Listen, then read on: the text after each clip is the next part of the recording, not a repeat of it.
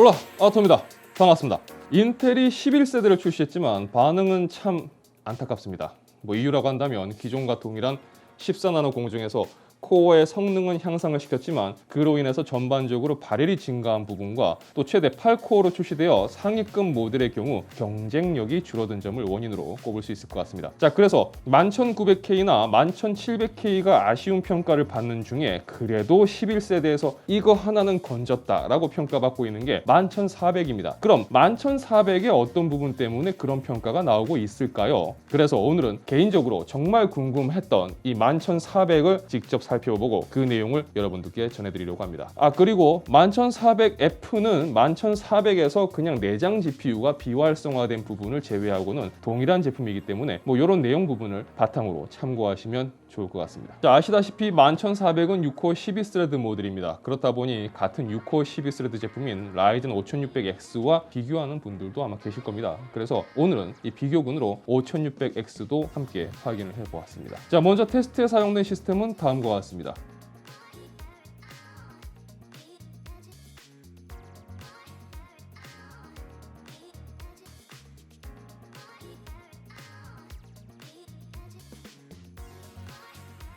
자, 이전 세대 1400 그리고 라이젠 5600X와 기본적인 벤치 프로그램 결과를 비교해 보도록 하겠습니다.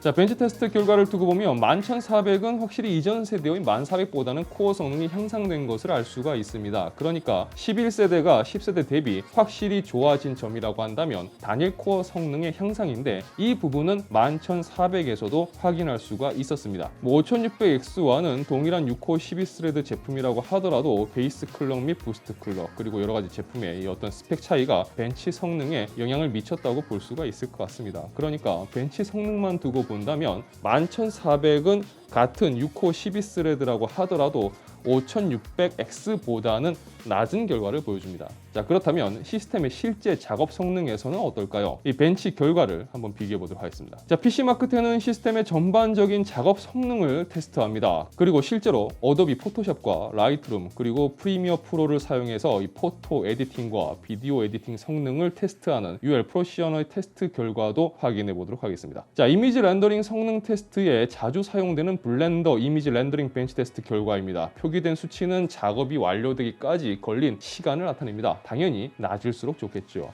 작업 성능 부분에서 보여주는 이 차이점들은 사용자에 따라서 크게 느껴질 수도 어쩌면 큰 차이가 아니라고 느껴질 수도 있을 것 같습니다. 자, 여러분들 각자 판단해 보시기 바랍니다. 자, 그리고 이제 CPU의 온도에 대해서도 좀 이야기를 해보도록 하겠습니다. 여기서 좀 짚고 넘어가야 될 게 있는데요. 11400을 구입을 하면 스톡 쿨러가 함께 제공됩니다. 번들 쿨러 혹은 초코파이 이렇게 이야기하는데 결론만 말씀드리자면 인텔은 이거 잘못했습니다. 자, 스톡 쿨러 디자인도 바뀌었고 그래서 좀 더 괜찮아졌겠지라는 생각에 제가 이걸 사용을 해봤는데 결론을 말씀드리자면 지금 화면에서 보시는 것처럼 시네벤치 테스트를 하면 온도가 이렇게 시뻘겋게 바뀝니다. 자, CPU는 수율이라는 게 있고 시쳇말로 뿔딱이라는 것도 있기 때문에 제가 테스트한 이 CPU가 그런 것에 해당될 수도 있을 겁니다. 하지만 논-K 모델인데 온도로 이렇게 뿔딱이 나오기는 좀 그쵸. 네, 물론 스톡 쿨러로 일반적인 사용을 할 수는 있습니다만 보시는 것처럼 이런 상황이라면 스톡 쿨러 사용은 정말 권하기는 힘들 것 같습니다. 그래서 이번 테스트에서는 제 벤치컴에 기본 세팅되어 있는 3열 순행 쿨러를 사용을 했는데요. 인텔 시스템이나 라이젠 시스템이나 모두 동일한 쿨러 그리고 서멀은 도포 방법이나 이런 변수를 배제하기 위해서 동일한 서멀 패드를 사용했습니다. 자, 이렇게 해서 테스트를 해보니까요. 온도는 5600X가 좀 더 높게 나오고 11400은 무난하게 나왔습니다. 그러니까 결론은 이겁니다. 11400의 스톡 쿨러는 진짜 아니다.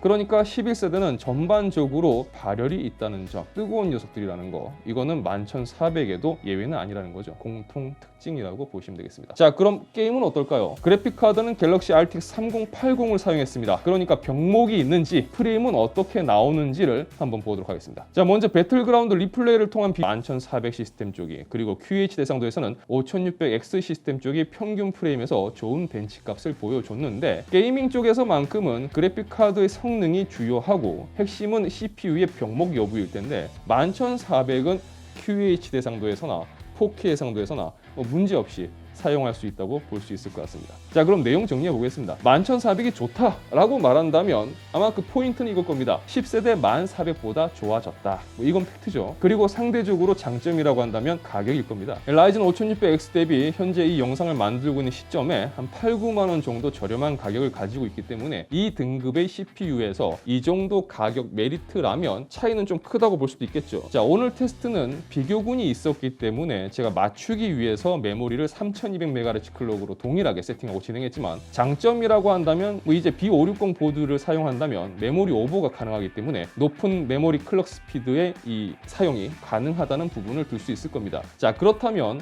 제가 생각할 때도 11400이 좋은가? 제 생각엔 만약 이 제품이 가격 경쟁력을 잃어버린다면 좋다고 말하기는 어려울 것 같습니다. 자, 11400이 좋다라고 말하려면 결국 가격 경쟁력이라는 베이스가 확보가 돼야 됩니다. 경쟁사 제품과 비교했을 때 성능적인 부분에서 디테일하게 보면 밀리는 건 사실입니다. 그리고 B560 보드와의 조합 시 좀 더 저렴한 시스템 구성으로 PCI Express 4.0이나 메모리 오버클럭을 적용할 수 있다는 부분이 계산이 되었을 때 좋게 평가될 수 있다고 생각합니다. 그래서 결국은 가격적인 메리트가 가장 중요한 요소라고 볼 수가 있겠죠. 자, 오늘 영상이 여러분들이 CPU를 고민하실 때 조금이라도 도움되었길 바라며 영상이 괜찮으셨다면 좋아요와 구독 그리고 알람 설정 해주시면 진심으로 감사하겠습니다.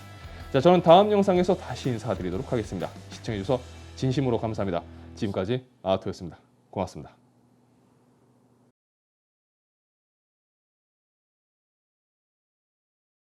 야, 내가 밤새면서 테스트 했으니까 잘 못 들었어요.